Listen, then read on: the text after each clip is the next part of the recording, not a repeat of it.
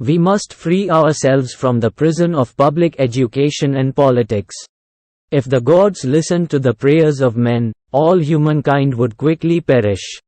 He who least needs tomorrow will most gladly greet tomorrow. Do not spoil what you have by desiring what you have not. Remember that what you now have was once among the things you only hoped for. Why should I fear death? If I am, death is not. If death is, I am not. Why should I fear that which can only exist when I do not? You don't develop courage by being happy in your relationships every day. You develop it by surviving difficult times and challenging adversity. Happiness is man's greatest aim in life. Tranquility and rationality are the cornerstones of happiness. The things you really need are few and easy to come by, but the things you can imagine you need are infinite, and you will never be satisfied. Of all the things which wisdom provides to make us entirely happy, much the greatest is the possession of friendship. Not what we have but what we enjoy constitutes our abundance. We should look for someone to eat and drink with before looking for something to eat and drink. Being happy is knowing how to be content with little. If God listened to the prayers of men, all men would quickly have perished, for they are forever praying for evil against one another. He who has peace of mind disturbs neither himself nor another. Pleasure is the first good. It is the beginning of every choice and every aversion. It is the absence of pain in the body and of troubles in the soul. Death does not concern us, because as long as we exist, death is not here. And when it does come, we no longer exist. The misfortune of the wise is better than the prosperity of the fool. The greater the difficulty, the more glory in surmounting it, and the loss of false joys secures to us a much better possession of real ones. Death is nothing to us, since when we are, death has not come, and when death has come, we are not. The noble soul occupies itself with wisdom and friendship. A man who causes fear cannot be free from fear. We have been born once and there can be no second birth. For all eternity we shall no longer be. But you, although you are not master of tomorrow, are postponing your happiness. Skillful pilots gain their reputation from storms and tempest.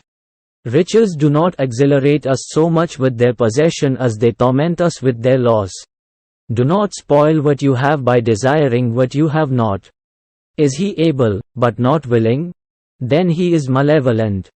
He who understands the limits of life knows that it is easy to obtain that which removes the pain of want and makes the whole of life complete and perfect.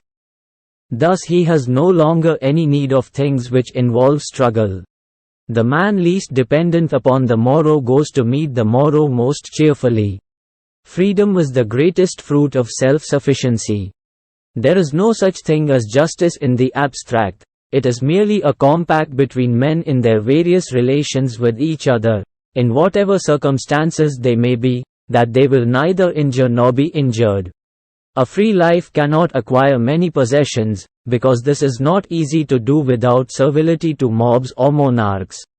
There is nothing terrible in life for the man who realizes there is nothing terrible in death. What will happen to me if that which this desire seeks is achieved, and what if it is not? It is better for you to be free of fear lying upon a pallet, than to have a golden couch and a rich table and be full of trouble. It is not so much our friends' help that helps us, as the confidence of their help. It is folly for a man to pray to the gods for that which he has the power to obtain by himself.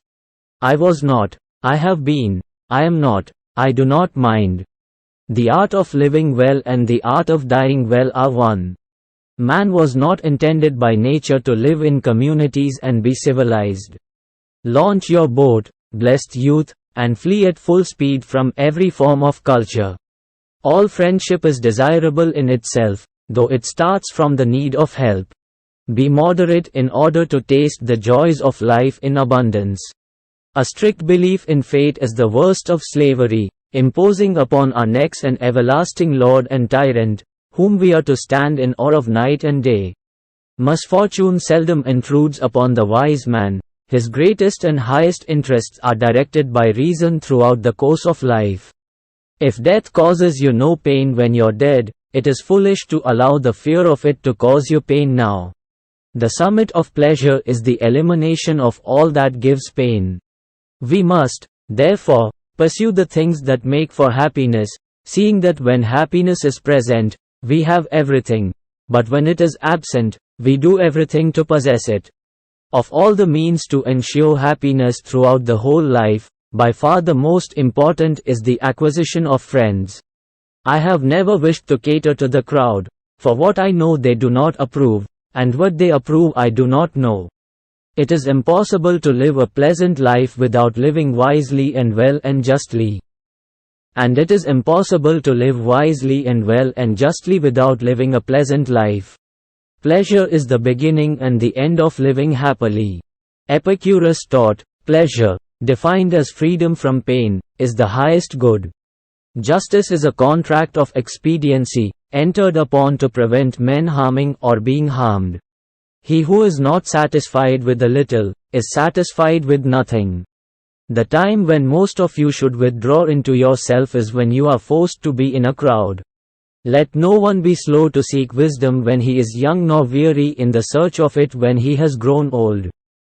For no age is too early or too late for the health of the soul. Death is meaningless to the living because they are living, and meaningless to the dead, because they are dead. A blessed and indestructible being has no trouble himself and brings no trouble upon any other being, so he is free from anger and partiality, for all such things imply weakness. The wealth required by nature is limited and is easy to procure, but the wealth required by vain ideals extends to infinity. Only the just man enjoys peace of mind. Pleasure is the beginning and the end of living happily. All other love is extinguished by self-love. Beneficence, humanity, justice, philosophy, sink under it. For a wrongdoer to be undetected is difficult, and for him to have confidence that his concealment will continue is impossible. We begin every act of choice and avoidance from pleasure, and it is to pleasure that we return using our experience of pleasure as the criterion of every good thing. To be rich is not the end, but only a change of worries. The fool's life is empty of gratitude and full of fears. Its course lies wholly toward the future. Don't fear God, don't worry about death. What is good is easy to get, and what is terrible is easy to endure. We must consider both the ultimate end and all clear sensory evidence, to which we refer our opinions, for otherwise everything will be full of uncertainty and confusion. Self-sufficiency is the greatest of all wealth. The wise man neither rejects life nor fears death, just as he does not necessarily choose the largest amount of food, but, rather, the pleasantest food, so he prefers not the longest time, but the most pleasant. When we exist, death is not yet present, and when death is present, then we do not exist. Empty is the argument of the philosopher which does not relieve any human suffering. He who needs riches least, enjoys riches most. We cannot live pleasantly without living wisely and nobly and righteously. I speak upon luxurious pleasures, not for their own sake, but because of the inconveniences that follow them.